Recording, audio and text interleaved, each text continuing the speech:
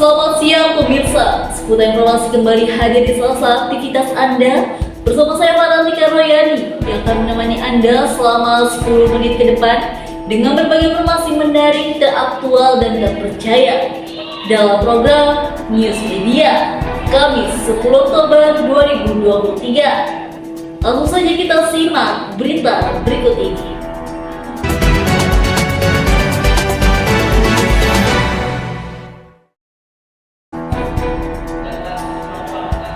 Pemirsa, pada pertemuan ke-7 di mata kuliah Teknik Reportase dan Investigasi Berita, jurusan Komunikasi dan Penyiaran Islam atau jurusan KPI semester 5 telah melaksanakan presentasi yang disampaikan oleh kelompok 4 yang terdiri dari 5 orang.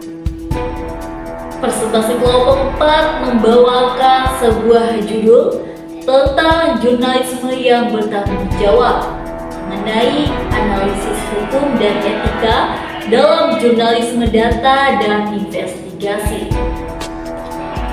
Presentasi tersebut berjalan dengan lancar dan terdapat 3 orang penanya dalam presentasi tersebut, yaitu Marantika Royani, Nurma, dan Ahmad Yogi. Baik, sekarang kita sudah terhubung dengan reporter kita. Ada Farah dan kameramen Muhammad Faris Sukaria yang akan melaporkan hasil pembelajaran pertemuan ke-7 pada mata kuliah Teknik Reportase dan Investigasi. Ya, silakan. Ya, selamat siang pemirsa. Saya Farah bersama kameramen Muhammad Faris Sukaria yang sudah berada di ruang kelas jurusan Komunikasi dan Penyiaran Islam atau jurusan KPI yang akan melaporkan hasil pembahasan perkuliahan pertemuan ke-7 pada mata kuliah Teknik Reportase dan Investigasi Berita yang disampaikan oleh presentator kelompok 4. Jurnalisme adalah salah satu kegiatan menggali, mengumpulkan, dan menyebarkan informasi. Seluruh kegiatan jurnalistik yang ada di Indonesia berada dalam naungan lembaga, yaitu Dewan Pers. Dalam proses pencarian dan penyebaran informasi, tentunya seluruh kegiatan jurnalisme membutuhkan peraturan yang menaungi, melindungi, dan menjaga para pelaku kegiatan jurnalistik di Indonesia. Oleh sebab itu, adanya Undang-Undang Nomor 40 Tahun 1999 memberikan angin segar bagi seluruh pelaku kegiatan jurnalistik, karena undang-undang ini menempatkan kemerdekaan pers dalam prinsip-prinsip dasar perlindungan hak asasi manusia, yaitu kemerdekaan berpendapat dan berekspresi. Keterbukaan informasi yang dibutuhkan oleh jurnalisme yang ada di Indonesia menjadi hal yang penting, karena dengan adanya keterbukaan informasi, maka mudah bagi para penggiat kegiatan jurnalistik menyajikan informasi yang valid dan faktual kepada seluruh masyarakat di Indonesia. Untuk mendukung Undang-Undang Nomor 40 Tahun 1999, maka pemerintah membuat Undang-Undang Nomor 14 Tahun 2008 tentang keterbukaan informasi publik yang disahkan pada 30 April tahun 2008.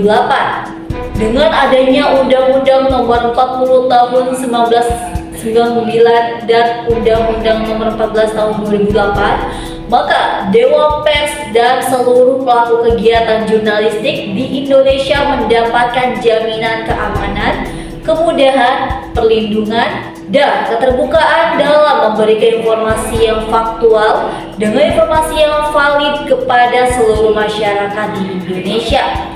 Dengan adanya kebebasan pers ini merupakan salah satu cara untuk mewujudkan reformasi di Indonesia pasca krisis moneter pada tahun 1998. Adanya undang-undang yang melindungi kegiatan jurnalistik, maka media jurnalis yang ada di Indonesia bisa dengan mudah mengikuti perkembangan zaman. Dengan perkembangannya teknologi, kegiatan jurnalistik terus mengalami kemajuan. Adanya kegiatan jurnalisme data memberikan kemudahan bagi para jurnalis untuk memberikan fakta yang akurat. Jurnalisme data merupakan salah satu jenis kegiatan jurnalistik yang mengedepankan penggunaan basis data sehingga kualitas sumber berita bisa teruji faktualisasinya dan keakuratan isi beritanya. Jurnalisme data terbagi menjadi 3 jenis, yaitu yang pertama jurnalisme data kuantitatif, yang kedua jurnalisme data kualitatif, dan yang terakhir ialah jurnalisme data visual. Tentunya para penggiat kegiatan jurnalisme ini yang ada di Indonesia, baik itu wartawan ataupun perusahaan media, perlu memperhatikan etika-etika yang berlaku. Dewan Pers Indonesia telah menerbitkan kode etik jurnalistik sebagai pedoman inti yang harus diikuti oleh para wartawan dalam negeri. Kode etik ini tidak hanya mencerminkan standar tinggi dalam menyampaikan berita, tetapi juga menggarisbawahi komitmen untuk memastikan bahwa informasi yang diberikan kepada masyarakat adalah akurat, objektif, dan mematuhi prinsip-prinsip etika yang ketat. Baik, mungkin tidak hanya itu saja yang dapat saya sampaikan. Saya kembalikan kepada rekan saya yang berada di studio. Terima kasih.